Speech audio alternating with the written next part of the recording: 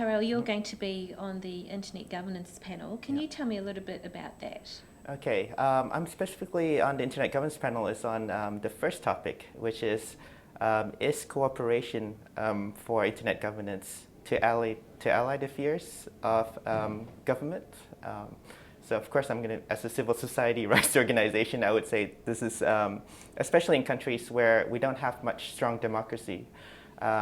I'm actually strongly against this view in the sense that depending on what type of country it is, catering to just the government voice is not, you cannot just cater to a government voice. You have to include other stakeholders, and this includes business, the private sector, technical organizations, but also, importantly, the role of civil society.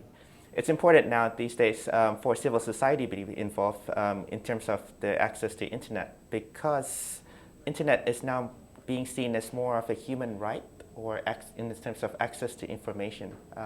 You have, for daily tasks that you have to do now, such as paying your bills, or accessing media, or even government information, notices, laws. These more and more these days that you actually have to access the internet.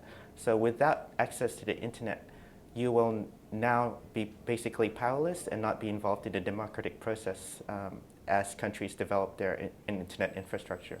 So it's very important that these rights be safeguarded, and the role of civil society here is to make sure that the rights of civil society, or citizens in general, and not just businesses and governments and technical organizations, are also being heard in these discussions.